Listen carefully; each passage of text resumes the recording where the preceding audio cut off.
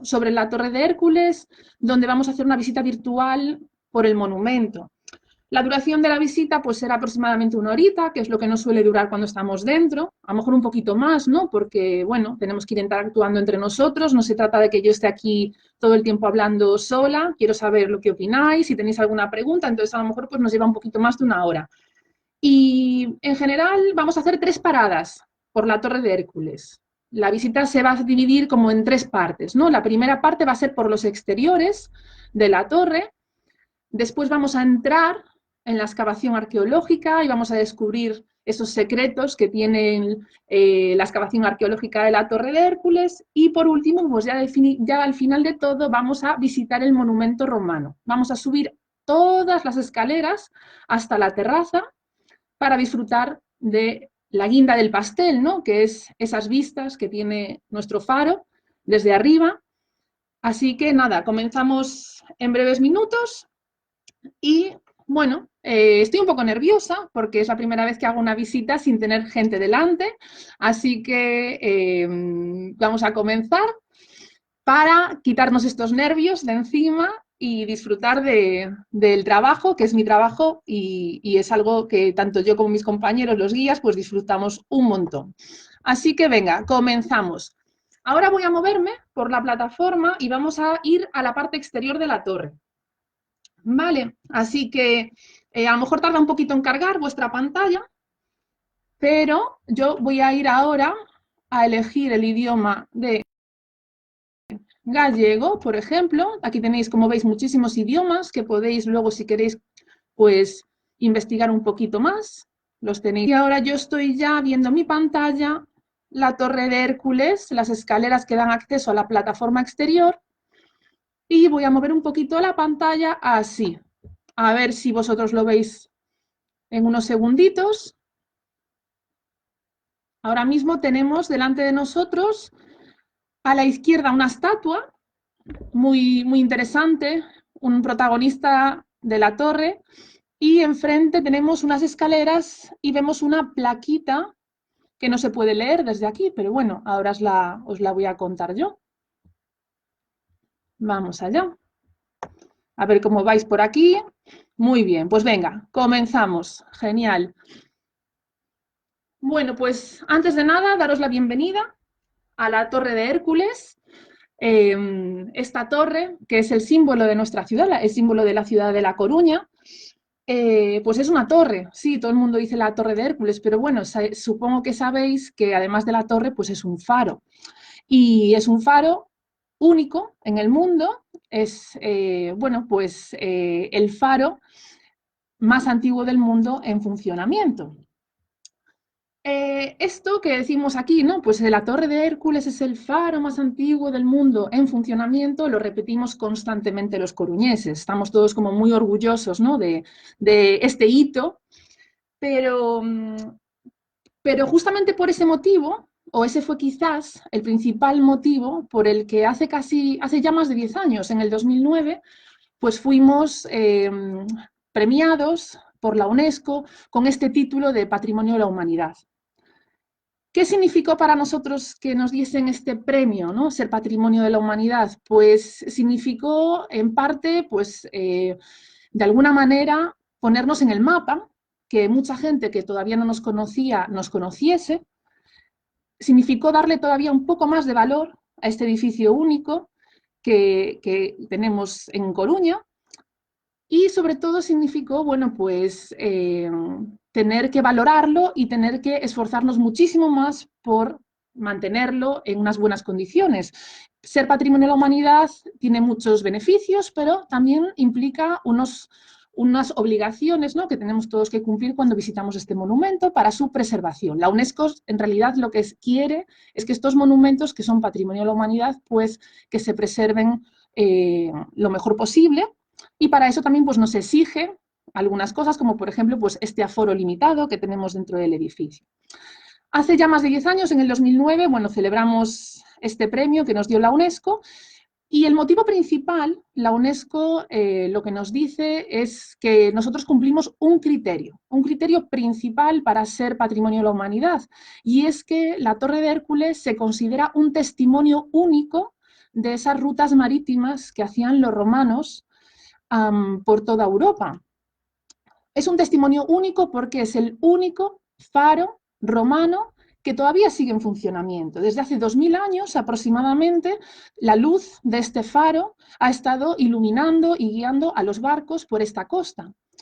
Sí que es cierto que por la costa europea quedan todavía restos de otros edificios que en su momento fueron faros, pero a día de hoy, bueno, pues este es el que durante 2000 años sigue iluminando nuestras costas. Ese es el principal motivo por el que somos patrimonio de la humanidad, ¿no? Por ser un testimonio único. Es el criterio número 2 de la UNESCO para este motivo, para ser patrimonio. Pero hoy, a lo largo de esta visita, vamos a descubrir otros motivos por los que la UNESCO también dijo que este edificio merecía ser patrimonio de la humanidad. Lo vamos a ver un poquito más tarde, no os quiero adelantar nada, porque eso lo tenemos que ver dentro de la torre. Bueno, y aquí a nuestra izquierda, no sé si se ve bien, a nuestra izquierda tenemos una estatua, que es la estatua de una persona muy importante aquí en la torre, y es, bueno, nosotros los trabajadores de la torre siempre cuando estamos por aquí caminando y escuchamos las conversaciones de los visitantes, ¿no? Pues escuchamos cosas como que, ay, mira, ahí está el soldado, ahí está...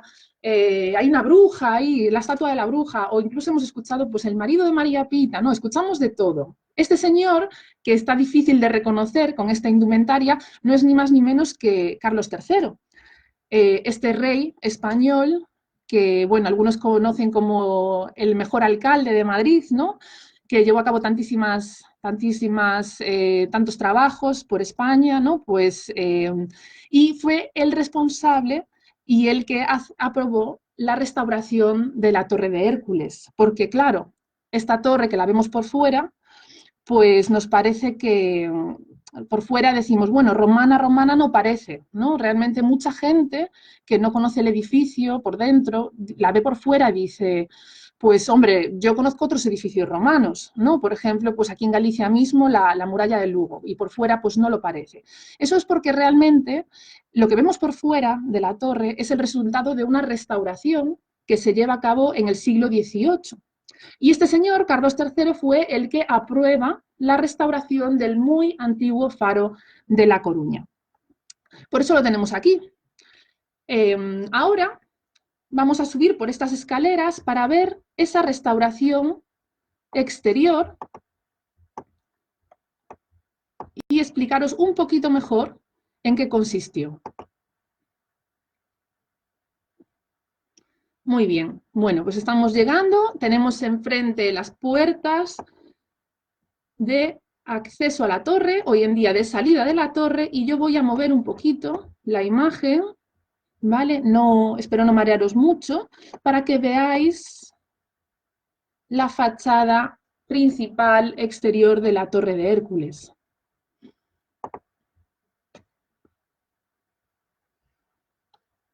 Muy bien. Bueno, de esta fachada, normalmente, cuando la gente la ve por fuera, siempre nos preguntan algunas cosas, ¿no? Nos dicen, es que hay cosas que llaman la atención. No sé si vosotros, desde aquí, os podéis fijar cómo llega la altura, ¿no? Llegamos a ver una cornisa ahí. Por encima de esa cornisa todavía hay más altura, pero esa es ya una altura de la restauración del siglo XVIII. Lo que vemos por fuera, normalmente a la gente le cuesta entender por qué algunas ventanas están abiertas y otras ventanas las tenemos cerradas, que en realidad, bueno, pues no están cerradas, simplemente son unas falsas ventanas, es una decoración. Y además vemos una línea que va bordeando la torre hacia arriba, si os fijáis, ¿no? Como si fuese un lazo que envuelve este edificio. Bueno, esta es la imagen típica de la torre que tenemos hoy en día y es la imagen de esta restauración del siglo XVIII. Normalmente cuando hacemos la visita presencial tenemos en el centro de interpretación dos maquetas que nos ayudan mucho a explicar pues un poco las diferencias entre la torre original romana y la que tenemos hoy en día. Pero haciéndolo de forma muy sencilla, os podría decir que realmente las principales diferencias son en su altura y en su tamaño en su ancho. La torre original romana era mucho más ancha, mucho más robusta de la que tenemos hoy en día. ¿Por qué? Porque hoy en día subimos por una escalera interior, vamos a subir después por esa escalera, pero en la época romana no se subía por una escalera, sino que se subía por una rampa exterior.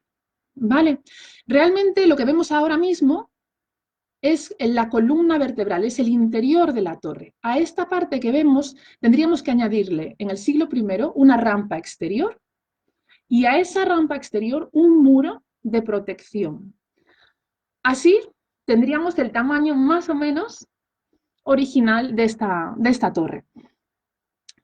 ¿Qué pasa? Que en el siglo XVIII, a lo largo de los siglos, este muro exterior y esa rampa por la que se subía, más o menos aquellos que hayáis estado en la Giralda, en Sevilla, que sabéis que tiene una rampa por la que se accede hasta la parte superior. Bueno, pues la Torre de Hércules en época sería más o menos como esa, como la Giralda, ¿no? Por poner un ejemplo visual fácil.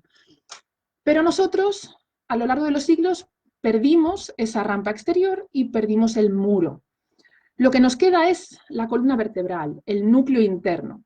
Y en el siglo XVIII se decide hacer esta obra. ¿Por qué?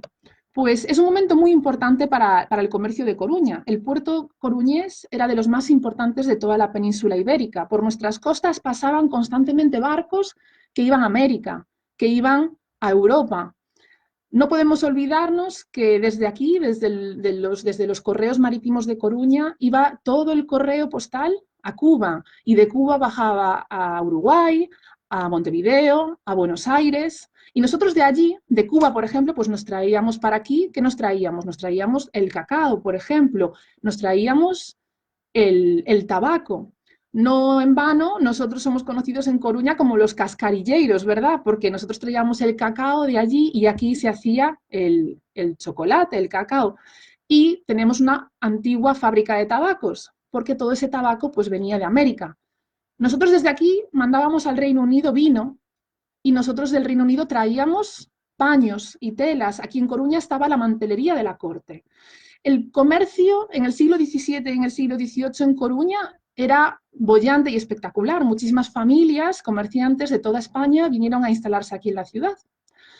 Y claro, obviamente, ante un puerto tan importante necesitamos un faro muy importante y realmente que funcione para guiar a todos estos barcos, tanto la entrada a puerto, seguro, como para navegar hacia América y hacia Europa. Por lo tanto, se decide finalmente restaurar esta torre.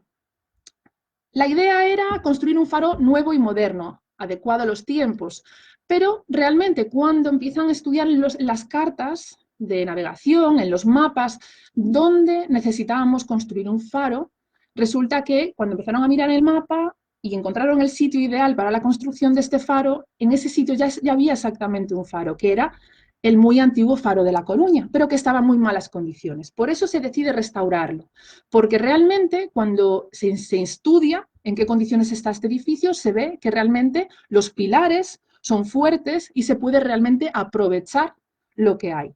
Tuvimos esta suerte porque en aquella época, pues a lo mejor lo más fácil habría sido realmente tirar el edificio abajo y construir uno nuevo, pero no, tuvimos la suerte de que se decidió aprovechar lo que ya teníamos. Y aquí entran de la mano dos personas muy, muy importantes en esta historia, que son un ingeniero militar, Eustaquio Giannini, junto con un historiador, un ilustrado de la época, que es José Cornide, y los dos, en una especie de esto que llamamos ahora, ¿no?, trabajo multidisciplinar, deciden llevar a cabo esta obra de ingeniería que se considera en esa época una de las obras de ingeniería más grandes de España.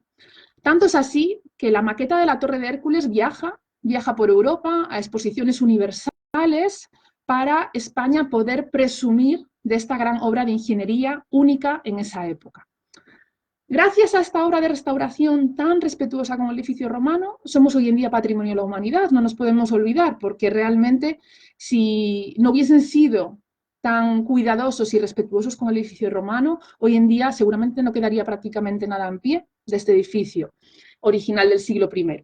Entonces, básicamente, en el siglo XVIII lo que hacen es cubrir lo que nos queda de la torre romana, que son aproximadamente unos 30 y pico, casi 40 metros de altura, la cubren como con una funda, ¿no? La protegen esa torre romana, una funda que son escasos 40 centímetros de ancho, que es lo que vemos por fuera. Y obviamente le dan un poquito más de altura. Ahora mismo la torre tiene unos 57 metros de altura en total para que, bueno, pues para que cumpla con los objetivos de ese momento, ¿no? Para los barcos. Necesitamos más altura para que la luz del faro llegue a los barcos. A la hora de hacer la fachada, a la gente le llama la atención estas ventanas cerradas y abiertas, como comentaba antes. Este motivo de tenerlas así realmente solamente tiene que ver con la moda de la época, con el estilo arquitectónico de la época. El arquitecto, junto con el historiador, deciden mantener abiertas únicamente las ventanas que en época romana estaban abiertas. Es decir, hoy en día las ventanas que tenemos abiertas y que vemos desde fuera son aquellas que hace 2000 años eran los accesos a la torre. La gente accedía a través de la rampa, subía por esa rampa, que era ancha, y accedían al interior de la torre a través de estos accesos, de estas ventanas, que hoy en día pues las llamamos ventanas, pero eran los accesos al edificio. Vemos que al lado, en algunos sitios, pues hay unos dibujos, ¿no? Unos moldes de ventana, y esto es únicamente pues porque estamos en el siglo XVIII, es la época del neoclasicismo, y una de las características principales de este estilo arquitectónico es el equilibrio, ¿no? En las fachadas. Si hubiesen dejado solamente abiertas las ventanas originales, pues seguramente la gente de la época hubiese dicho, se habría echado las manos a la cabeza, ¿no? Y habría dicho, pero esto es horrible. Entonces, bueno, pues para adaptarse a la moda del momento, hacen estos dibujos, estas ventanas, para darle un poquito de equilibrio. Seguramente los que somos gallegos conocemos un edificio muy característico de este estilo arquitectónico, ¿no? Que sería el Pazo de Rajoy. El palacio del Ayuntamiento de Santiago de Compostela es neoclásico. O, por ejemplo, para los que son de fuera, el Museo del Prado. Son edificios contemporáneos y ahí se ve realmente ese estilo arquitectónico pues neoclásico, de equilibrios, ¿no? Bueno, pues más o menos la construcción, la restauración del faro es más o menos de esa época y cumple con esa estética, ¿no? Por decirlo de alguna manera. Y luego, por último, pues tiene esa línea, que aquí no se puede ver del todo, pero esa línea que va subiendo, que va envolviendo, como si fuese un regalo, la torre, ¿no? Un lazo. Eso es en recuerdo de una rampa que esta rampa, bueno, pues la perdimos, la antigua rampa de la torre, pues este es el recuerdo de esa rampa, ¿no? Para que hoy en día todo el que venga, pues que sepa esto, pueda decir, bueno, pues por ahí va la rampa romana. Y si os fijáis, la rampa siempre va justo por debajo del acceso de la ventana, porque la gente subía por la rampa y accedía al interior por estas ventanas. Bueno, pues hasta aquí la restauración, esta obra de ingeniería espectacular, pero bueno, no os quiero adelantar nada, pero después descubriremos algunos secretos de esta obra, de esta restauración que realmente fue única para esa época, para el siglo XVIII. Bueno, ahora voy a bajar un poquito, despacito, para que podáis, que os vaya cargando la página, y me voy a colocar en las puertas de Leiro, las puertas de Paco Leiro o de Francisco Leiro, que es un escultor muy conocido, gallego, de Cambados, y que tiene, bueno, pues esculturas por toda Galicia, muy conocidas, y por todo el mundo, realmente. Estas puertas forman parte del parque escultórico.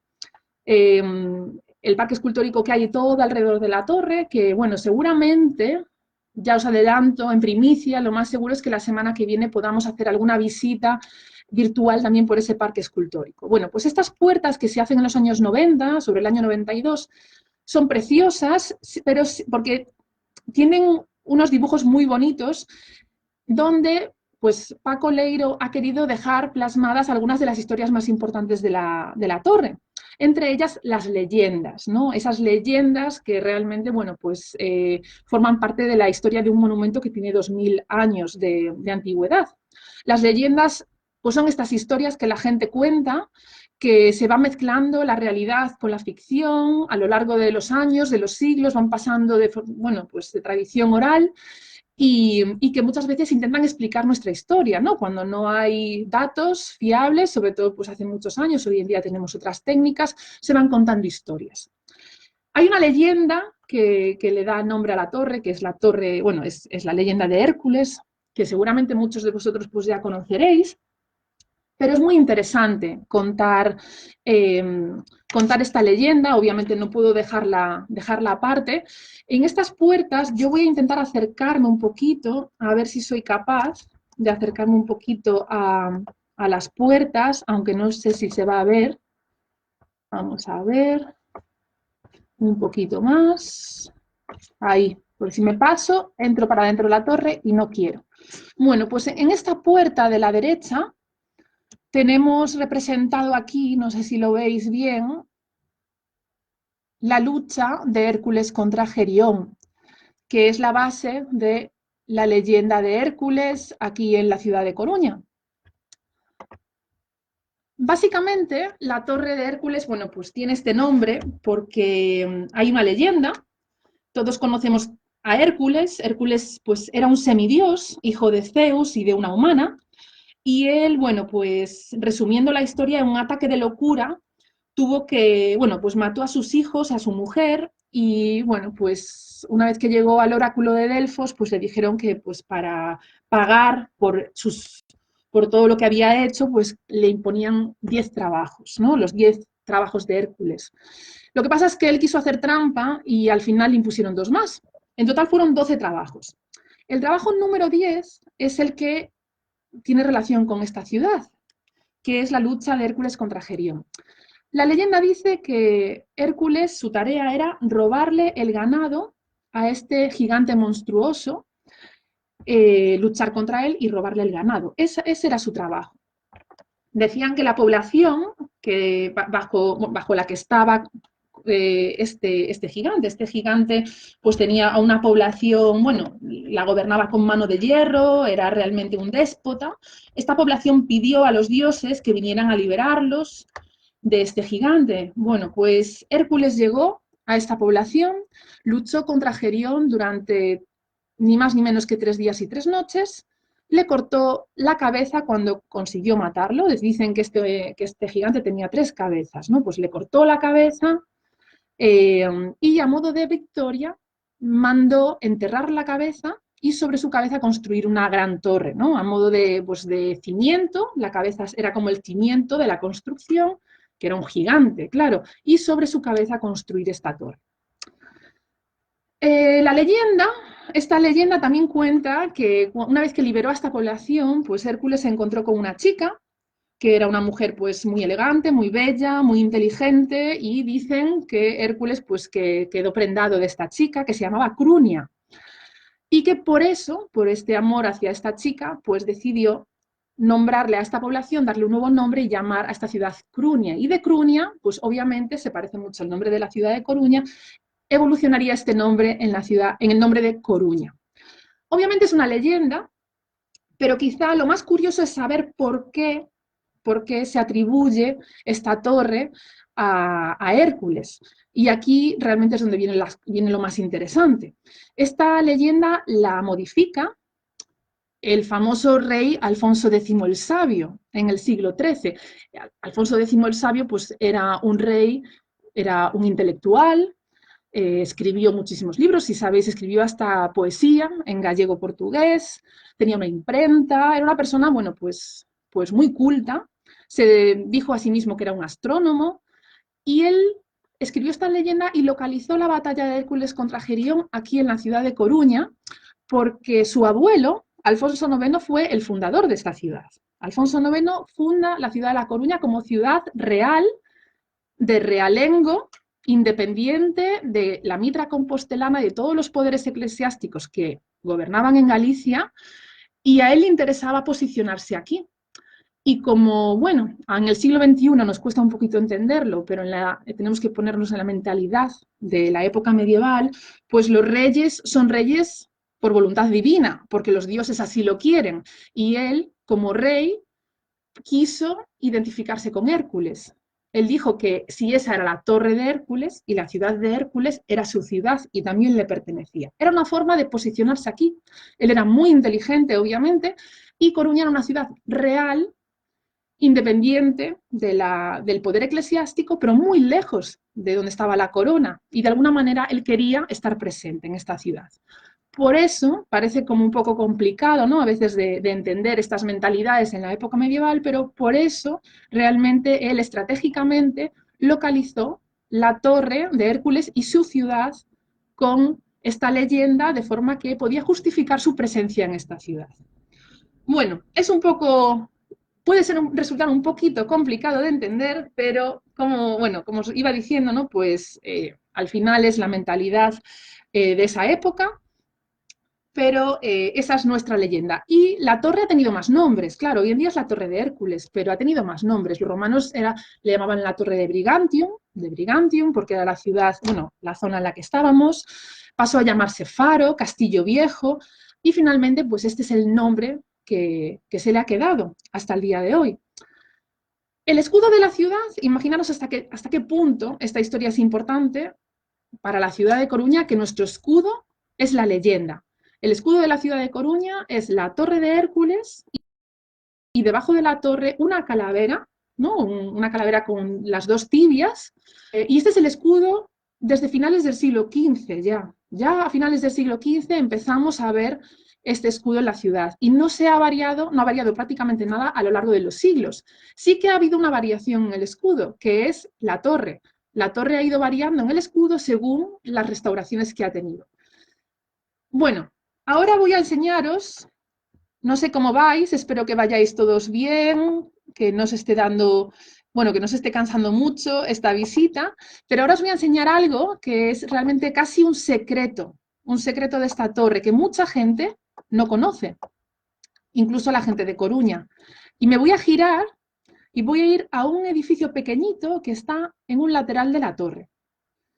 Mucha gente, cuando nos preguntan por los baños, pues nos dicen, ¿dónde está el baño? Y les decimos, pues tienes que bajar la escalera a la derecha. Bueno, pues ahí se van todos pensando que este edificio es el baño. Y no, señores, este es quizás el mayor secreto que tiene la torre. Y es que, bueno, en la época medieval, perdón, en la época romana, los edificios siempre se han construido en nombre a un emperador, ¿no? Siempre conocemos, pues, Trajano, la columna de Trajano, ¿no? O la puerta de acceso a una ciudad de X emperador. Es muy raro conocer el nombre de un arquitecto, del arquitecto que hace la obra. Pues la Torre de Hércules es uno de los pocos ejemplos de esto, de saber el nombre del arquitecto que seguramente haya construido esta torre. Aquí tenemos una piedra con una inscripción de época romana. Os la voy a enseñar, aunque a través del cristal a lo mejor es un poquito difícil de leer, pero bueno, se ve bastante bien. Se ve bastante bien. De todas formas, yo la voy a traducir para vosotros. Aquí tenemos una piedra y aquí en el medio, fijaros, está esta inscripción. A ver si me puedo acercar un poquito. Sí, me puedo acercar un poco más. Muy bien. Bueno, pues a esto se le llama la caseta, oficialmente. En los últimos años se le conoce como el edículo, que alberga esta inscripción. ¿Qué dice esta inscripción? Primero dice Marte Augusto. Marte Augusto era el dios de la guerra en época romana, para los romanos era el dios de la guerra. Luego pone Cayo Sebio Lupus, ese es el nombre de una persona, Cayo Sebio Lupus. Debajo pone Architectus, es decir, arquitecto, Ameniensis. Amenium era la ciudad de Coimbra en época romana. Lusitanus, Lusitania, Portugal, ex voto. Es decir, un ex voto es una ofrenda. Es algo así como una promesa, en cumplimiento de una promesa. Pues muy probablemente esta inscripción lo que nos está dando es muchísima información. Nos está diciendo, en primer lugar, que esta torre se construyó, lo más seguro, al construírsela se ofreció al dios de la guerra. Es decir, que esta torre seguramente tenía un carácter militar. Y se le pide al dios de la guerra que les ayude en sus conquistas, en sus batallas, en sus guerras. El arquitecto pone su nombre, dice que es arquitecto y que además es de Coimbra, y de alguna manera pone pues el ex voto, ¿no? Es en cumplimiento de una promesa, aquí tienes tu torre. Cuando se hacen las excavaciones arqueológicas, cuando se hace una prospección en esta zona, se encuentran restos de metales, de bronce, que nos dan a entender que por encima de esta inscripción, justo encima, habría una escultura de bronce. Seguramente, esto es una teoría, pero seguramente sería una escultura donde estaría el dios de la guerra y seguramente la cara sería la cara del emperador del momento. Nosotros no sabemos qué emperador mandó construir esta torre, todavía no se sabe, porque si bien es cierto, tenemos la torre datada en el siglo I, no tenemos el año concreto de construcción y en esa época pues bailan algunos emperadores, ¿no? Pero sí que tenemos el nombre de su arquitecto. Hay otro faro en el mundo romano, bueno, había, porque ya no existe, lamentablemente, que es el famoso faro de Alejandría, del que también conocemos el nombre del arquitecto, que sería Sostrato de Nido, ¿no? Pero esto es algo prácticamente único, conocer el nombre de la persona que lleva a cabo una obra romana. Bueno, pues este es uno de los secretos de la torre, que lo tenéis aquí. Cuando vengáis a vernos, venid a ver esta inscripción porque es realmente algo realmente que merece la pena ver. No todos los días se puede ver una inscripción y una ofrenda al dios de la guerra, sobre todo un edificio todavía en pie de época romana. Bueno, ¿cómo vamos hasta aquí? Voy a hacer ahora una pequeña pausa de nada, de un minutito para ver cómo va todo y de aquí, que ya estamos, vamos a entrar ya por fin en la excavación arqueológica. Vale, os voy a mirar un poquito con la cámara, pero yo ahora voy a conectarme al interior de la torre y mientras tanto hacemos una pequeña pausa de unos segunditos por si, bueno, pues por si hay alguna pregunta, pero bueno, si veo que hay muchas preguntas, a lo mejor, perdón, que os estoy mareando con la cámara, si veo que hay muchas preguntas y en directo pues no puedo estar constantemente mirando el chat, al final, cuando acabemos la visita, no os preocupéis que yo voy a ir poquito a poco contestando a todas las dudas y todas las curiosidades que podáis tener.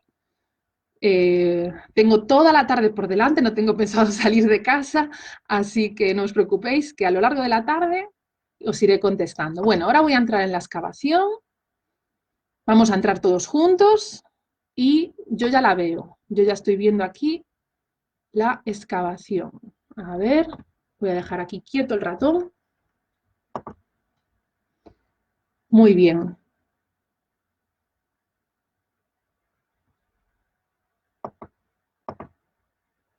Vamos a ver.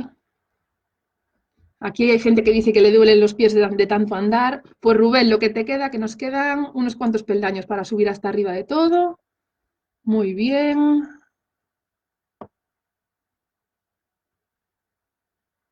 Genial. Bueno, de momento no veo muchas preguntas,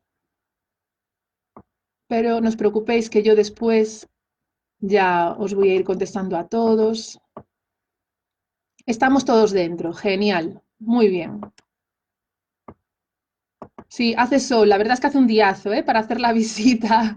Para hacer la visita hace un diazo. Bueno, pues ya estamos todos dentro aquí en la excavación arqueológica. Bueno, una excavación arqueológica, os lo cuento yo, que no soy arqueóloga, entonces os lo voy a contar con la boca pequeña, por si acaso hay algún arqueólogo en la sala, pero bueno, no es fácil entender las excavaciones arqueológicas cuando no se es arqueólogo, obviamente.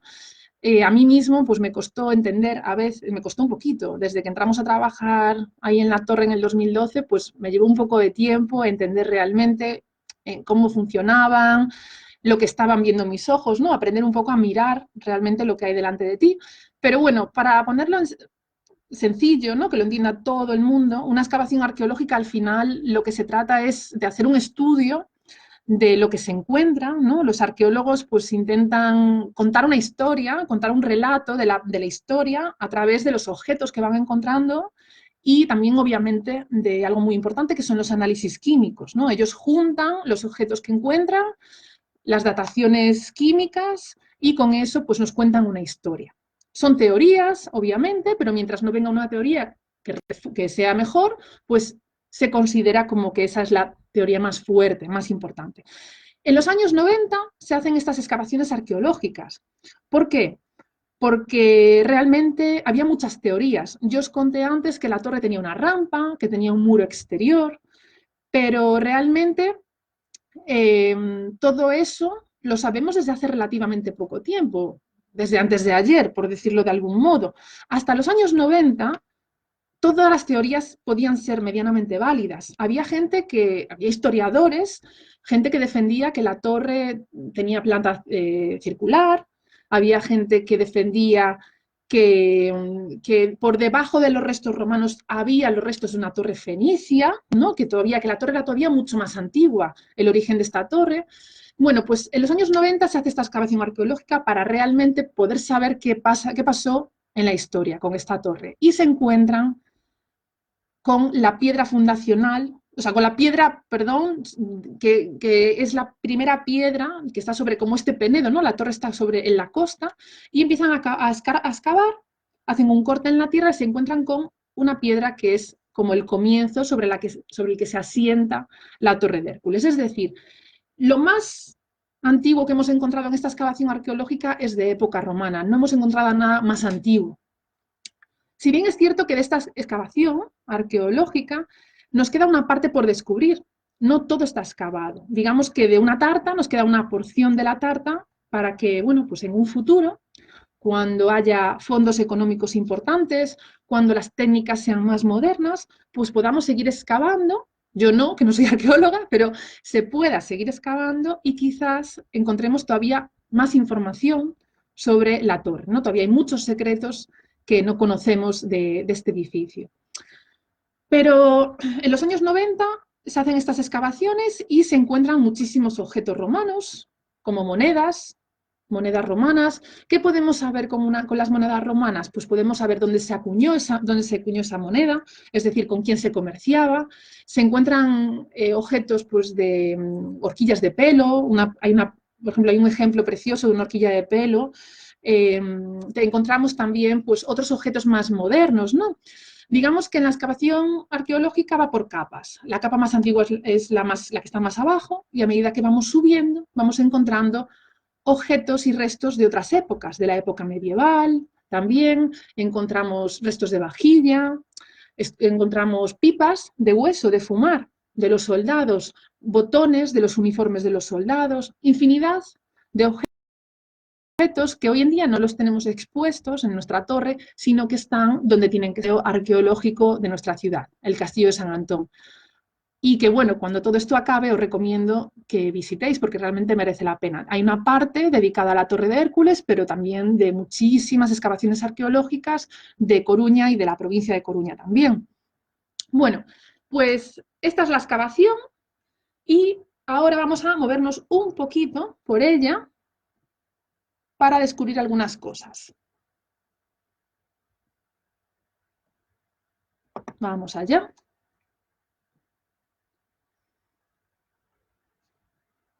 Vamos a ver.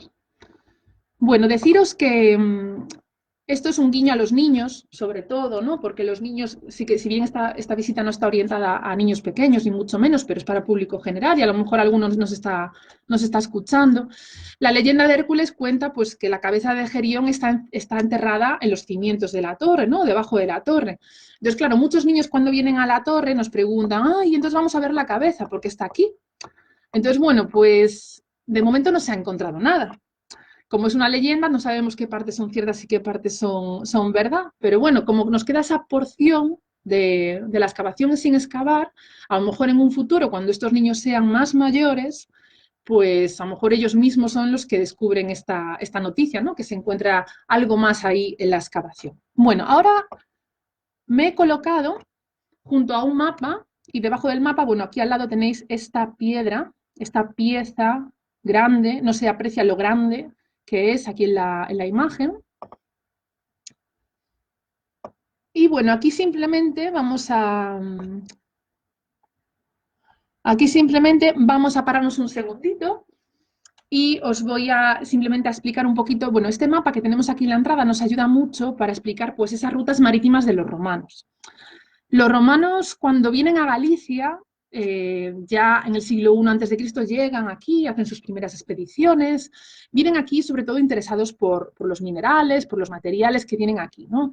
El estaño, el oro, y desde el puerto de Brigantium, desde el puerto de Coruña, continúan sus rutas terrestres. Aquí estaba la ruta, la vía perloca marítima, es decir, aquí desembarcaban en el puerto de Coruña y entraban, pues iban hasta Brácara Augusta, Astúrica Augusta, que sería Astorga, Lucus Augusti, ¿no? Pues desde aquí desembarcaban y continuaban estas rutas terrestres. Por eso muchas veces la gente nos pregunta, ¿por qué un faro tan importante romano y no una ciudad romana importante en la ciudad? Aquí no tenemos restos realmente de una gran ciudad romana. Es porque realmente Coruña se consideraba un poco el puerto de estas grandes ciudades, ¿no? Sobre todo del Lucus Augusti.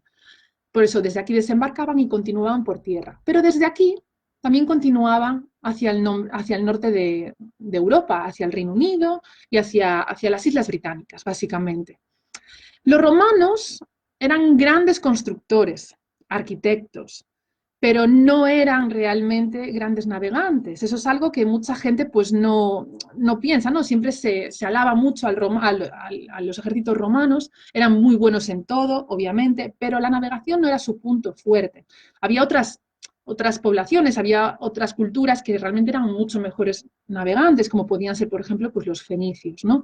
Los romanos realizaban lo que se llama una navegación de cabotaje, es decir, una navegación muy pegadita a la costa. Iban siempre pegados a la costa y en este mapa, si bien no se aprecia muy bien desde aquí, se ven las líneas que van pegaditos por la costa de Europa. Y por toda esa costa ellos tenían infinitas balizas, puertos de acceso, ciudades, faros, y así se iban guiando por toda Europa. No se adentraban mar adentro. Para ellos, pues el mar adentro era, ya sabéis, el mar de las tinieblas, de los monstruos, aquel desconocido, ¿no? Y sobre todo aquí, en la costa occidental, pues el fin del mundo, el Finisterrae, ¿no? Estábamos aquí justo. Entonces, bueno, esa es la navegación que ellos realizaban por la costa. Y justo aquí enfrente tenemos esta pieza que es muy grande, pesa 1 tonelada, aproximadamente son 1000 kilos, y muy probablemente, la tenemos aquí expuesta, porque muy probablemente esta pieza pudiera servir de parte del sistema de iluminación romano. Los romanos tenían este sistema de iluminación, es decir, esta pieza tendría que estar en la parte superior de la torre, y tenemos un agujerito en el medio, lo vemos aquí justo. Este agujerito sería algo así como el mechero de esta llama, ¿no? Por ahí saldría el fuego, la llama. Debajo de esta pieza tendríamos un contenedor con el combustible del faro. ¿Y cuál es el combustible? Pues cuando yo era pequeña, en el instituto y en el colegio, que estudiamos la torre, por supuesto, pues nos decían que lo más seguro es que fuese leña. Siempre nos contaban esa imagen, ¿no? Esa historia de los carros y los bueyes subiendo por esa rampa, cargando kilos de leña y leña. Y realmente hoy en día, prácticamente, pues la teoría de hoy en día es que no era así, sino que era algo mucho más sostenible y más, bueno, más práctico. Sí, era el aceite. Y el aceite de oliva que venía de la Bética, del sur de España, y venía por la costa, en ánforas nos lo traían, y con el aceite de oliva, bueno, pues teníamos esa luz del faro. Hoy en día el faro, la gente nos pregunta, no, claro, hoy en día ¿cómo funciona? Bueno, pues el faro hoy en día es un sistema moderno, eléctrico, la electricidad llegó al faro en 1926, si bien no fue el primer faro que tuvo electricidad en Galicia, el primero estuvo en la Costa da Morte, que bueno, pues hacía mucha falta en esa zona, pero bueno, llegó la electricidad, antes de la electricidad pues estaba el carbón, y hoy en día la luz que tenemos pues es un sistema automático, tenemos nuestros fareros, nuestros técnicos que vienen al mantenimiento constante, pero bueno, ya no hace falta tener un farero 24 horas, ni muchísimo menos. Y bueno, pues a modo de curiosidad, no sé si lo sabéis, a lo mejor sí que ya lo sabéis, sabéis que los faros tienen un sistema, una iluminación única, cada faro es único en su iluminación. Digamos algo así que es como un faro tiene su carnet de identidad, ¿no? Como nosotros tenemos nuestro número de identidad, pues el faro tiene su número de identidad. Es decir, que si un navegante va por la costa de Coruña y ve la luz de la Torre de Hércules, sabe que está enfrente a la costa de Coruña porque esa luz es única. La luz de Coruña son 4 destellos cada 20 segundos de luz blanca, ¿no? Cada 20 segundos nos imaginamos esa luz, en plan, girando alrededor de la torre. La cultura marinera popular nos cuenta, yo esto lo he escuchado alguna vez, pues que los marineros la interpretaban así. Cada 20 segundos decían el nombre de la ciudad, decían A Coruña, así, cada 20 segundos, ¿no? Esa es la luz de la torre hoy en día. Bueno, ahora continuamos un poquito más por esta excavación y nos movemos, avanzamos bastante. A ver si me responde, muy bien. Y un poquito más, vamos a avanzar un poquito más.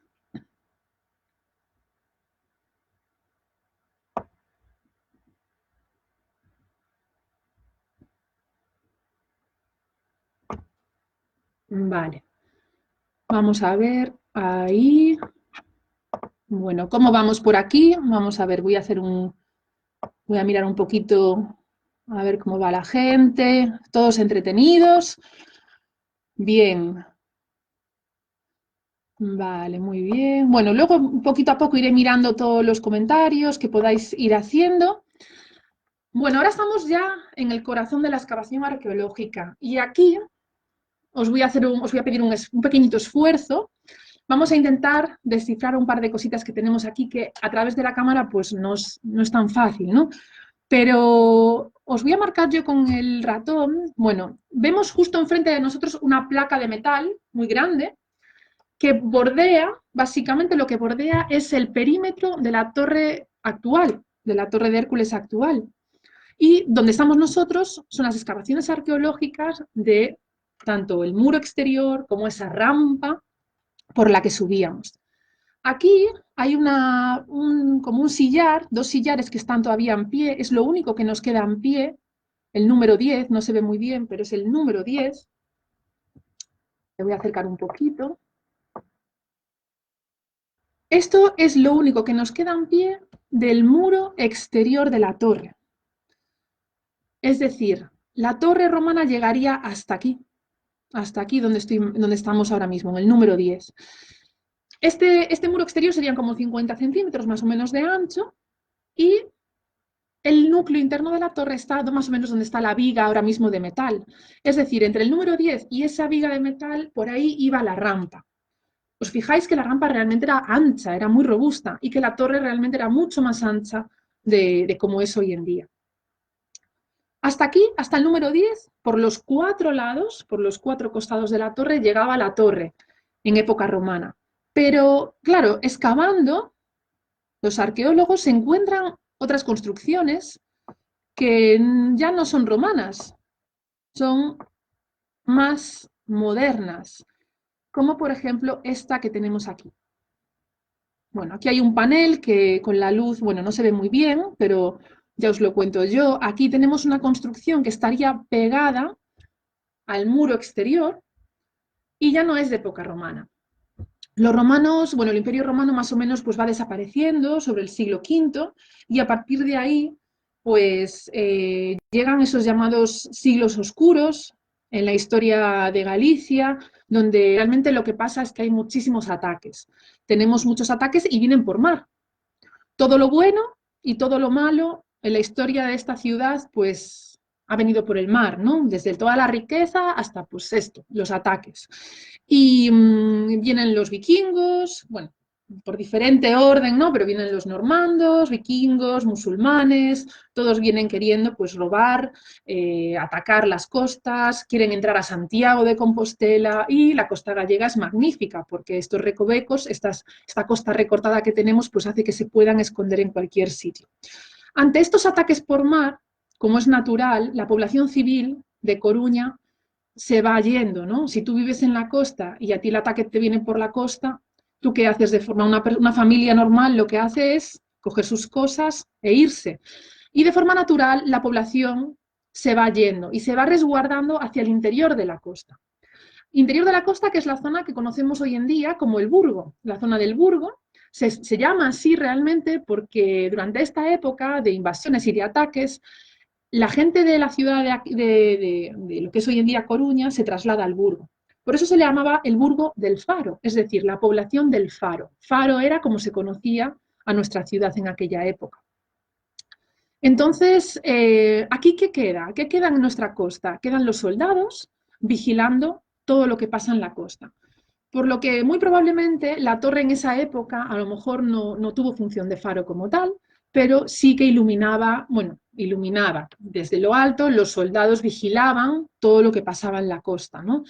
Por eso cuando se hace la excavación arqueológica se encuentra esta construcción que es del siglo XI y hay un aledaño, hay un muro incluso del siglo XIII. Hasta el siglo XIII se sabe que aquí hubo soldados y gente vigilando desde lo alto de esta torre.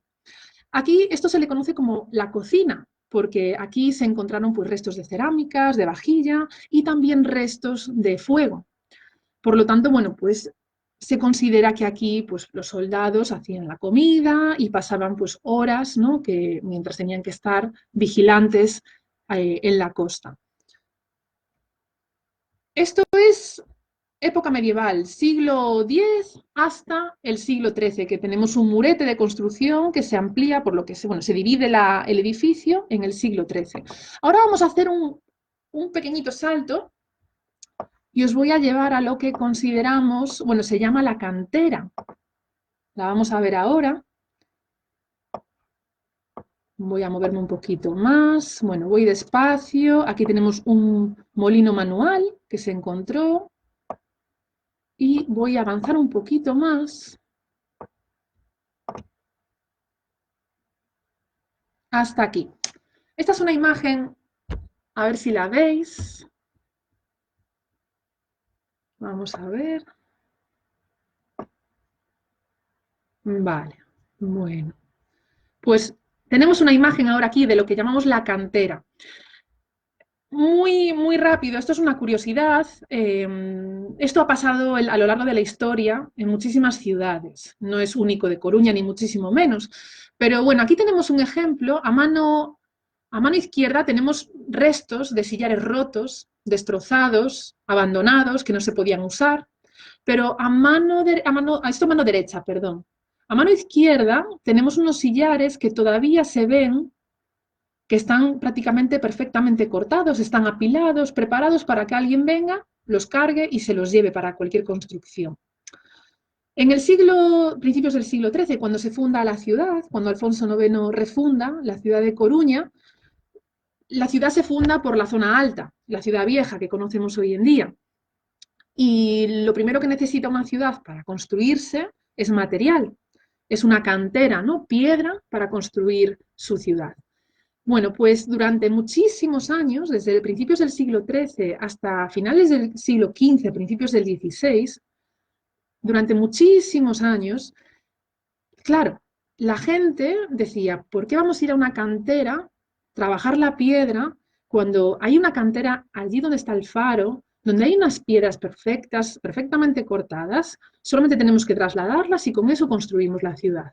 Bueno, pues durante muchos años, en concreto, por ejemplo, pues la iglesia de Santiago, que es la iglesia más antigua de la ciudad, y muchos edificios y calles de la zona vieja de Coruña, se construyeron con piedra trabajada por los romanos, que se sacó de aquí, hoy en día diríamos se expolió, ¿no? de la torre.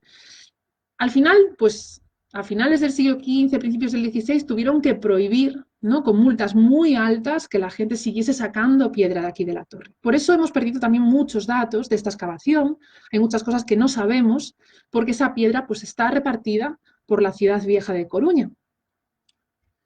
Bueno, ahora vamos a subir por la torre adelante. Espero que estéis preparados, porque ahora empezamos a subir ya por fin las escaleras de la torre. Vamos al interior. Empezamos por esta parte de aquí, lo que estamos viendo ahora mismo, que es el túnel del farero. Es un túnel que se construyó a mediados del siglo XX para que los fareros que tenían su casa pegadita a la torre no tuviesen que salir por el exterior y entrasen por aquí directamente, evitando el viento y la lluvia, dentro de la torre. Entonces vamos a subir por lo que nosotros conocemos como el túnel del farero, que son 17 peldaños, para entrar por fin en el núcleo romano. Vamos allá.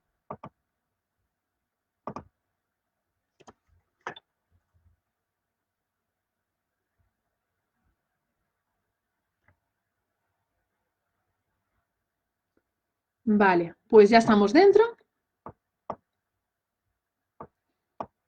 Y aquí tenemos menos luz, menos visibilidad, pero ya vamos viendo el interior romano de la torre. Estos muros totalmente originales de época romana. ¿Veis las alturas de las bóvedas? Quiero que os fijéis un poquito en las alturas porque después vamos a hacer un comentario sobre estas alturas, que son, los pisos son realmente altos. Y ahora lo que voy a hacer es entrar por aquí. Ahora mismo, para que os orientéis, estamos prácticamente donde estaban las puertas del Eiro, pero dentro de la torre. Y me voy a girar y aquí encontramos la escalera. Esta escalera, que es esta obra del siglo XVIII, por la que vamos a subir por dentro de la torre. La barandilla es mucho más moderna, de los años 90, pero la escalera es del siglo XVIII. Pues ahora vamos a pasar, esta es la planta baja, vamos a subir directamente a la planta primera. Y ya estamos en la planta primera.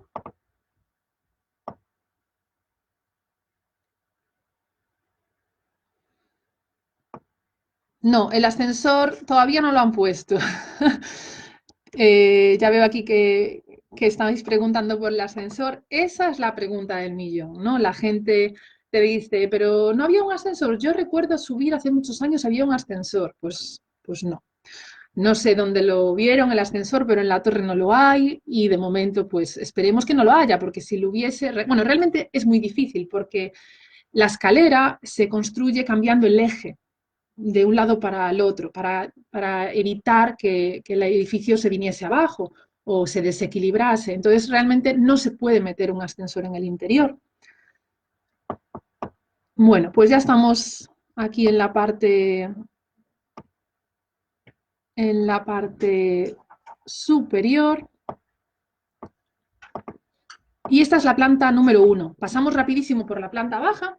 La torre romana tiene 3 plantas, tiene 3 pisos iguales y cada planta está dividida en 4 habitaciones, 4 salas. En época romana las salas, estas cámaras romanas, estaban conectadas solamente de 2 a 2. Es decir, yo podía comunicarme desde donde estoy yo ahora mismo hasta la sala que estamos viendo justo enfrente. Pero si yo quería comunicarme con la otra sala, no podía, estaba cerrado. Fijaros en este muro, estos muros de aquí. Son más o menos, os lo digo, aproximadamente son 2 metros de ancho. Y aquí otros 2 metros de ancho. Son muros muy robustos, que lo que hacían realmente era hacer a la vez de barrera física. En caso de que hubiese un fuego o un ataque, estos muros tan robustos y tan fuertes frenarían ese incendio o ese ataque.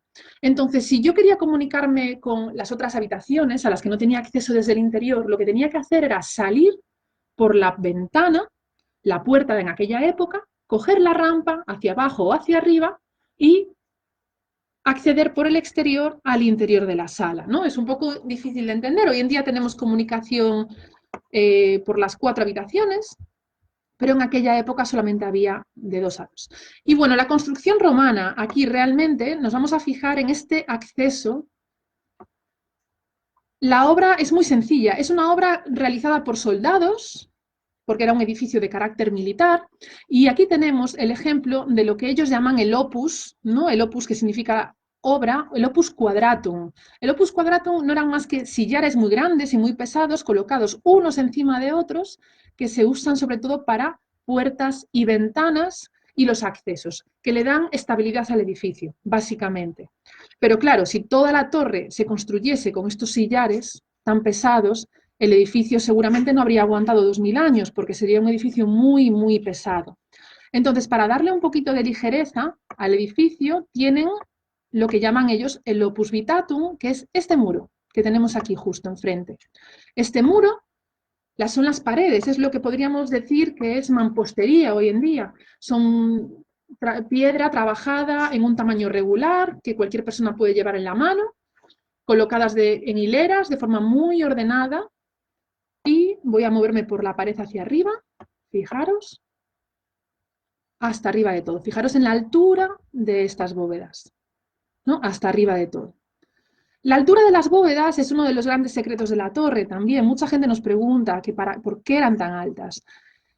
Dos motivos principales. Muy probablemente uno de los motivos principales es para darle ligereza al edificio, porque un edificio de granito de esa altura, de unos 40 metros en aquella época, pues necesitaba más ligereza, no podía ser tan alto con tanta piedra. Al mismo tiempo, estas alturas se aprovecharían muy probablemente con maderas para hacer subniveles, tanto para almacenaje como para que los soldados pudiesen estar en estas cámaras. Voy a bajarme despacito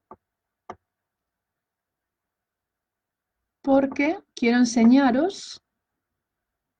Bueno, esta es una ventana. Aquí tenemos una ventana. Y quería explicaros otro de los motivos por los que la torre se nombró Patrimonio de la Humanidad. La UNESCO lo mencionó en su informe. Es porque la torre, cuando se hace la restauración, esta restauración tan respetuosa con el edificio romano, tanto José Cornide como Eusachio Giannini deciden que todas las zonas que ellos vayan a tener que modificar por la obra, pues porque había que reforzar alguna zona, porque había que abrir una ventana donde no había, o tapiar otra, iban a ser mostradas y marcadas para todo el mundo, para que todo el mundo supiese qué zonas eran 100% originales romanas y cuáles no lo eran. De tal forma que ellos decidieron poner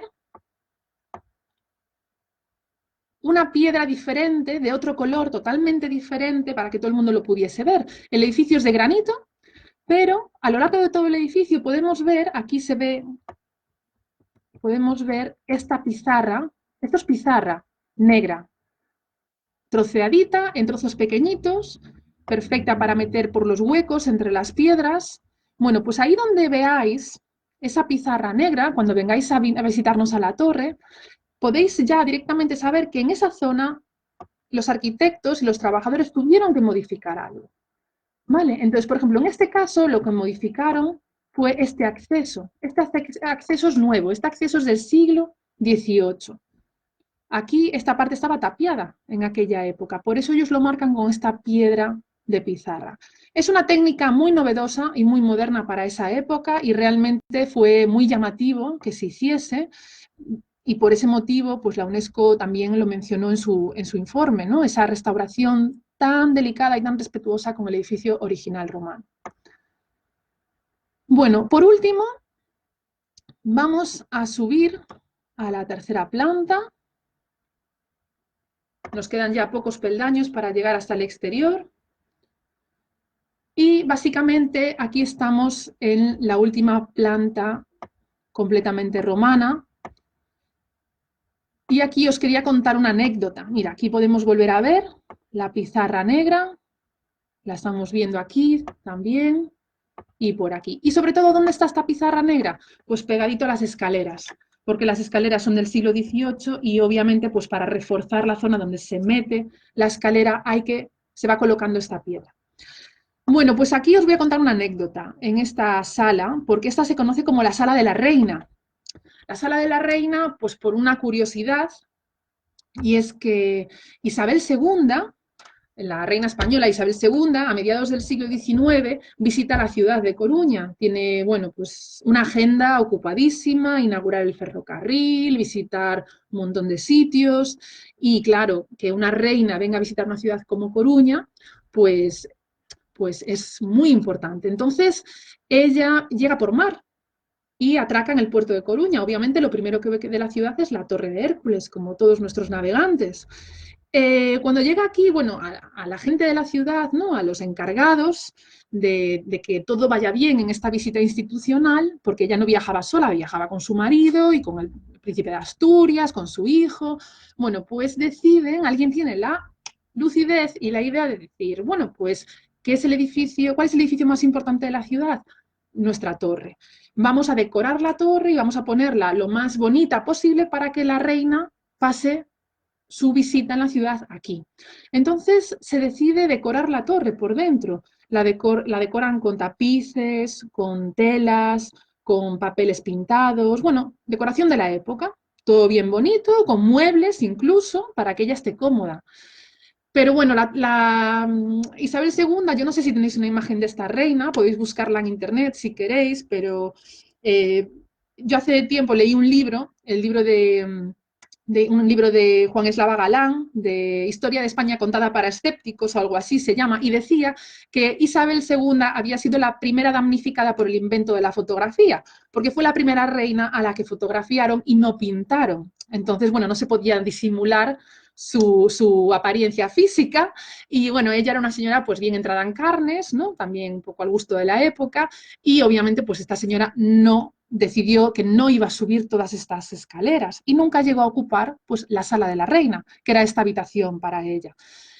Los tapices, las cortinas, todo eso, bueno, sobre todo los papeles pintados estuvieron pegados a la torre, a las paredes romanas de la torre durante más de 50 años.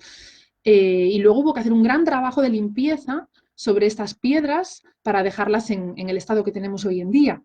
Así que nada, que sepáis que cuando subáis a la torre, en la última planta romana, tenemos el Salón de la Reina. Bueno, subimos por último ya a la sala que se conoce oficialmente como la Rotonda. Esta es la Rotonda, nosotros le llamamos muchas veces la Sala Giannini, que si no os olvidasteis es el nombre del arquitecto que lleva a cabo la restauración, ¿no? En el siglo XVIII, y ahora os voy a explicar por qué le llamamos la Sala Giannini. Pero bueno, oficialmente es la Rotonda. Aquí es donde, en época romana, estaría situada esa linterna que vimos abajo en la excavación, estaría aquí, justo en el medio. Y yo cuando estoy aquí con mis grupos siempre les digo, bueno, aquí hay una parte que es romana y otra que es del siglo XVIII.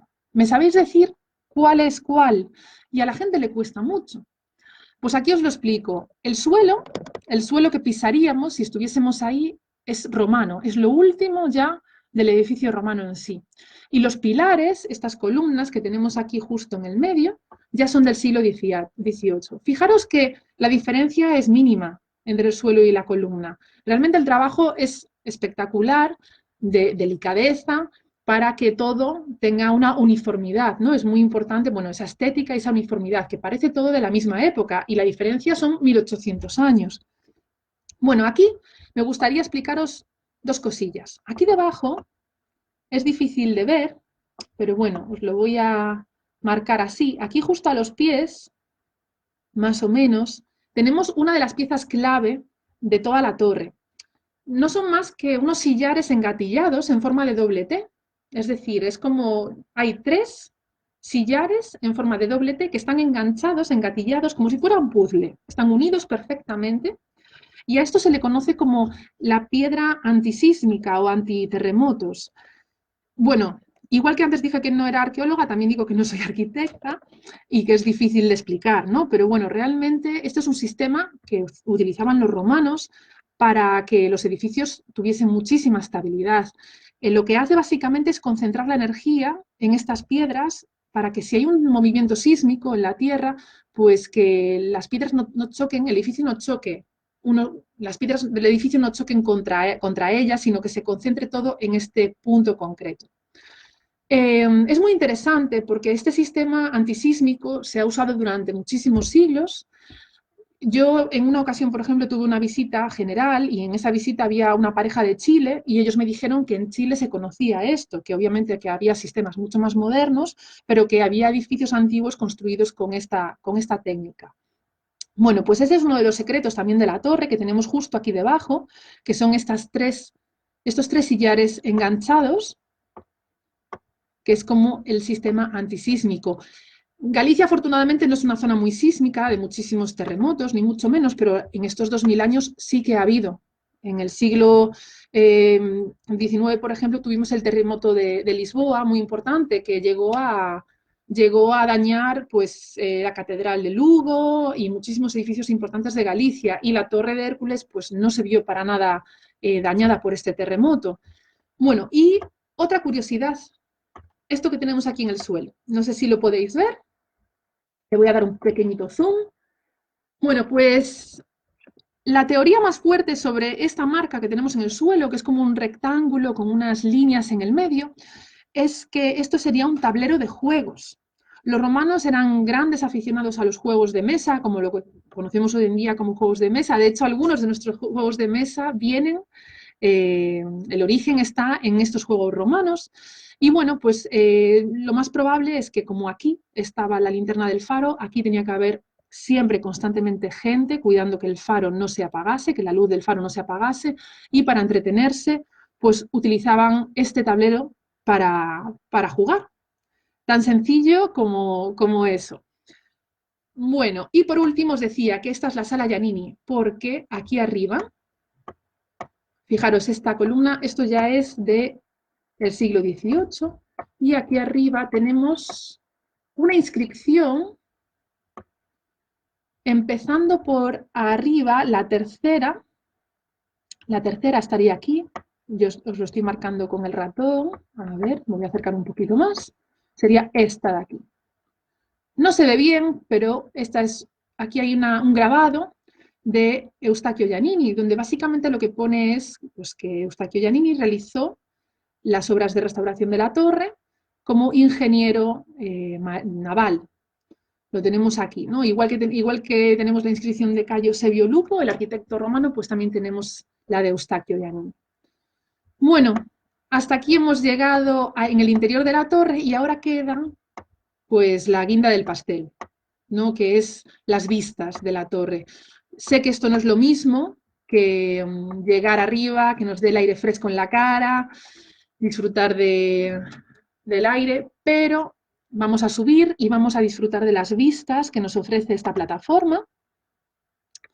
Subimos los últimos 35 peldaños hasta la terraza y ahora sí que hemos llegado a la terraza. Hemos subido 234 peldaños, ni más ni menos, hasta aquí. Y cuando salimos por la puerta de la terraza, lo que vemos es esto, de primeras, ¿no? En un día bonito, despejado, que no haya niebla, tenemos una vista espectacular de parte de la ciudad y de la costa, de la ría. Y bueno, sobre todo de estas vistas, lo que me gustaría decir, llamar la atención, es que los romanos, cuando construyen aquí el faro, no lo hacen de manera aleatoria, obviamente ellos no hacen nada porque sí. En toda Galicia construyen un faro importante como este y Galicia tiene, sabéis, unos 1.300 kilómetros de costa y solamente deciden construirlo aquí y no pues 10 kilómetros más abajo o 20 más al norte. Lo hacen aquí porque la visibilidad desde esta costa es espectacular, como podéis ver.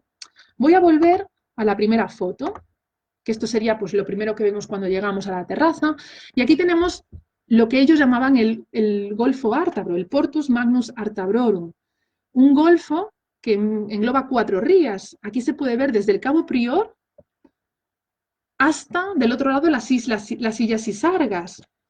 La visibilidad es absoluta y en época romana tendríamos que quitar todos estos edificios que tenemos aquí y podríamos ver incluso la entrada al puerto de Coruña, muy importante, ¿no? El puerto romano de Coruña, que estaría aquí.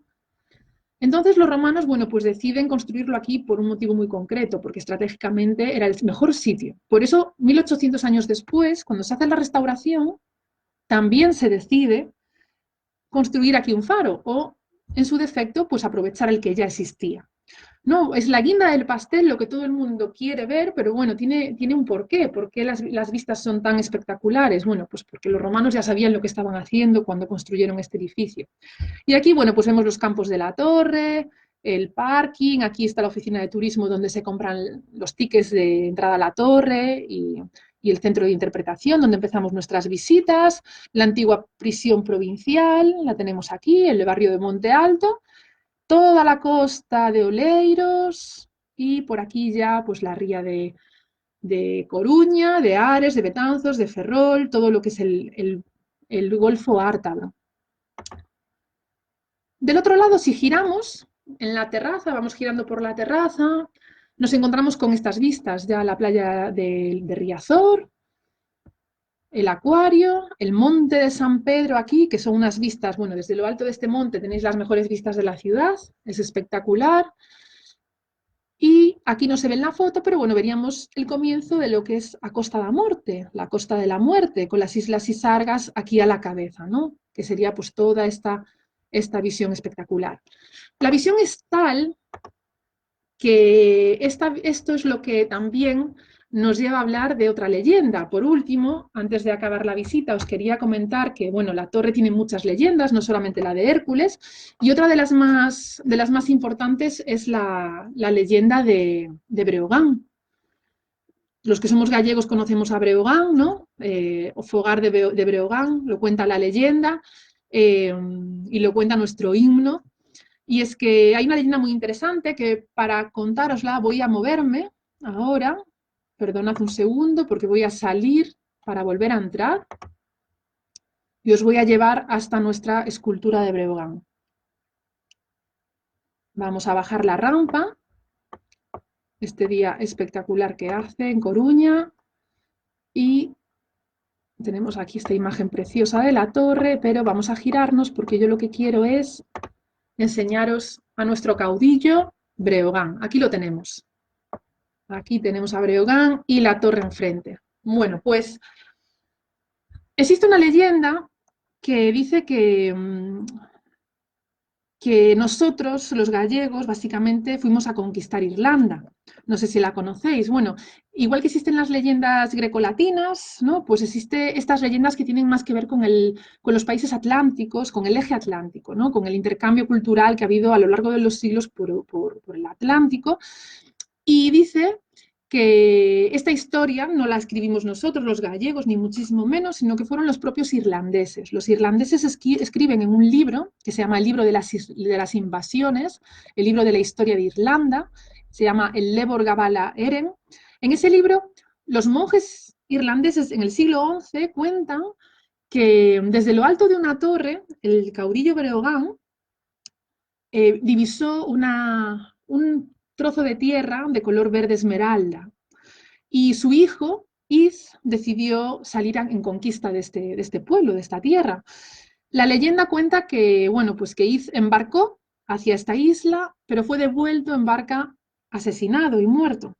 Y en venganza, el nieto de Breogán y sobrino de Iz, Miles Pane, decidió vengarse, salir, pero esta vez ya con un ejército a conquistar Irlanda, y no solamente Irlanda, sino todos estos pueblos considerados del eje atlántico, celtas, y esta vez lo conquistó, ¿no? Entonces, según esta leyenda, nosotros, bueno, pues los irlandeses vienen, ¿no? los antepasados de los irlandeses vienen de Galicia, y no en vano los irlandeses se llaman a sí mismos Milesians, que no millennials, Milesians, de Miles Pane, que era este nieto de Breogán que conquistó Irlanda, ¿no? Pues obviamente desde lo alto de la torre pues no se ve Irlanda, pero es una más de todas esas leyendas que intentan explicar nuestra historia, pues la historia que tenemos en Galicia, y es esa cultura tan parecida a estos países celtas, ¿no? Bueno, que llamamos celtas, pues desde la gaita hasta, bueno, pues la cultura, quizá el carácter, ¿no? De todo eso que hay gente que dice que somos celtas, bueno, pues es una teoría como otra, pero lo que está claro es que a lo largo de los siglos nosotros hemos tenido un intercambio cultural por el mar. Galicia ha mirado siempre hacia el mar, tanto hacia Europa como hacia América posteriormente, o sea, perdón, hacia América como hacia el norte de Europa, y esos intercambios han estado ahí, culturales y económicos, y la Torre de Hércules ha estado ahí presente en los últimos 2000 años en todos esos intercambios, y todos esos barcos que nos han traído lo mejor y lo peor a nuestras costas, pues han sido guiados por la luz de este faro que tenemos aquí al fondo. Bueno, con esto acabo la visita. Se ha alargado un poquito, es la 1:20, Espero que os haya gustado, pero antes de irme no quiero desaprovechar la oportunidad de los que todavía me estáis aguantando para acercarme hasta aquí.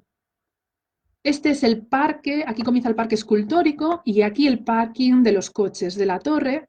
Y aquí tenemos el centro de interpretación de la torre, donde empezamos nosotros las visitas. Y aquí al lado está la oficina de turismo, o información turística. Nuestras compañeras ofrecen aquí información de toda la ciudad, todo lo que necesitéis cuando vengáis a visitarnos. Y nosotros aquí pues vendemos los tickets de la torre. Así que nada, si algún día, estoy segura de que algún día vendréis a visitarnos y queréis comprar las entradas, no subáis la rampa hasta arriba de todo sin ticket, porque vais a tener que volver a bajar para volver a subir. Los tickets se compran aquí, porque como os decía al principio, tenemos un aforo muy limitado y, y muchas veces hay un poquito de espera. Se entran unas 30 personas aproximadamente, 32 personas es el aforo, y entran unas 16 aproximadamente cada 15 minutos. Entonces aquí tenéis que comprar el ticket, se os agencia una franja horaria y con vuestro ticket a vuestra hora entráis directamente sin tener que esperar. Por último, nada, deciros que ha sido un placer para mí tener esta oportunidad, que bueno, estaba al principio un poquito pues expectante, ¿no?, de cómo saldría y ha sido pues genial poder hacer esta visita desde casa. Mientras no podamos volver a nuestro puesto de trabajo, pues esperamos hacer muchas más. Estamos preparando alguna cosita más para la semana que viene, de tanto del parque escultórico como a lo mejor, bueno, pues tampoco quiero adelantar acontecimientos, pero bueno, habrá cosillas. Y deciros que tenemos en marcha algo muy interesante para los peques de las casas, no sé si ya lo habéis visto en las redes. Estamos pidiendo para que bueno, todos los niños de España y de todo el mundo nos envíen dibujos de la torre con el arco iris, que es el símbolo de, bueno, pues de esta cuarentena, que nos envíen estos dibujos a nuestro correo electrónico, porque el día que todo esto pase queremos empapelar todo el CIAP, que es aquí de lo que estáis viendo ahora mismo a través de la pantalla, con vuestros dibujos, con los dibujos de los niños. Todos los niños que nos manden un dibujo van a recibir un carnet de amigo de la torre para que lo tengan y lo guarden de manera muy orgullosa. Yo ya tengo el mío, por cierto, que ya envié mi dibujo. Y bueno, estamos recibiendo, que ya hemos recibido muchísimos, así que a lo mejor conseguimos empapelar toda la ciudad, que bueno, se trata pues de, cuando todo esto pase, guardar un recuerdo lo más dulce posible pues de esta cuarentena. Bueno, pues yo ya me despido. Muchísimas gracias por estar conmigo hasta el final. Y me voy a quedar un poquito aquí repasando los comentarios de la gente, a ver si hay alguna duda. Y nada, os deseo que paséis este sábado lo mejor posible. Los que estáis solos, pues solos, igual que yo también estoy sola. Y los que estáis en familia, pues disfrutad de la familia un montón. Y nos vemos por las redes y en un futuro nos veremos en la torre. Un abrazo a todos.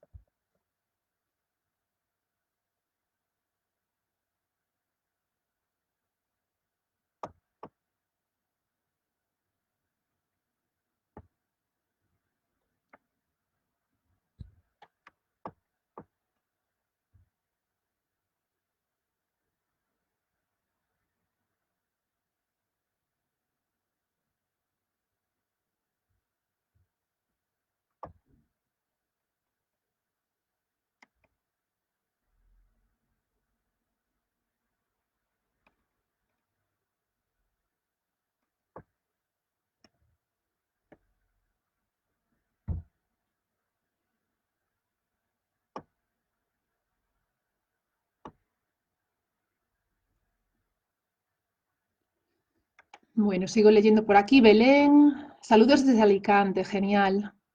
Pues os estaremos esperando cuando vengáis por aquí.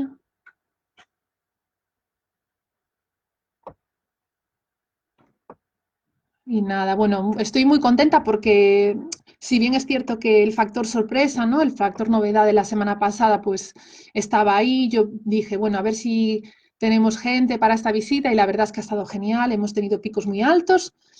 Ahora todavía hay 120 personas conectadas, así que bueno, pues estoy muy contenta y muy agradecida.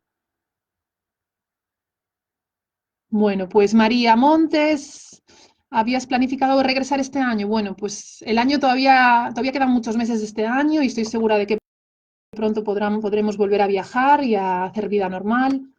Así que nos vemos. Nos vemos por aquí, por La Torre y por Coruña. Bueno, mi ordenador es bastante lento, va un poquito lento, así que me tarda un poquito en cargar los comentarios, pero bueno, como tengo tiempo, después iré leyéndolos con calma. Y mira, aquí una pregunta, Gabino. El primer faro con electricidad de Galicia fue el de Vilán. Exacto, sí, en Costa da Morte. Y no se puede visitar la linterna, no. Hace años sí que es cierto que, bueno, pues cuando el turismo no era un fenómeno tan grande y la gente, no había tanta gente que lo visitase, el faro sí que había acceso a la linterna, pero desde hace muchos años ya no.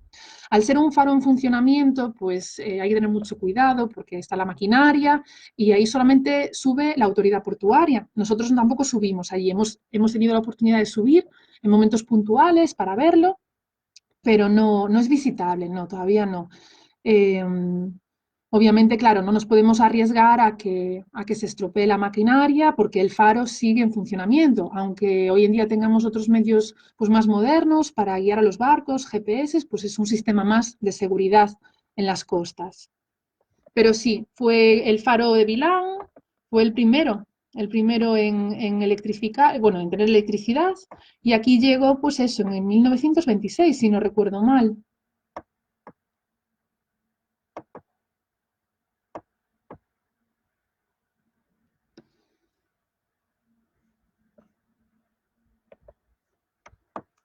Bueno, pues vamos a ver si hay alguna cosita más. Saludos desde Jaén. Genial, pues me alegro mucho de que os haya gustado. Vamos a volver a transmitir y a qué hora y qué día. Bueno, pues lo iremos publicando, ¿vale? Sobre la marcha. En principio ya os puedo adelantar que tenemos pensado la semana que viene ofrecer tanto para niños como para público general algunas cosillas más. Pero bueno, estad atentos y bueno, seremos un poco pesados en las redes, seguro que os llegarán las noticias.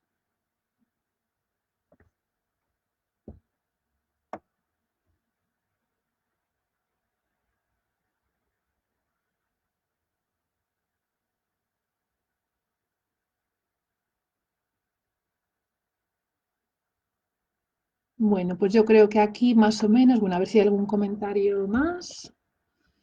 Bueno, Manu Campello, genial, Manu. Pues nada, estate atenta que en breve sacaremos cosas nuevas. Todo con tal de pasar un rato entretenido desde casa y desconectar un poco de las noticias constantes que nos llegan, ¿no?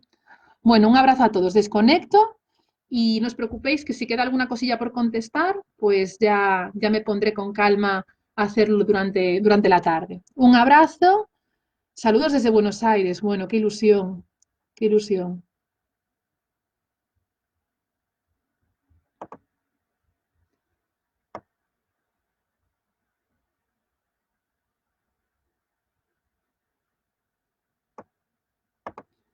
Un abrazo.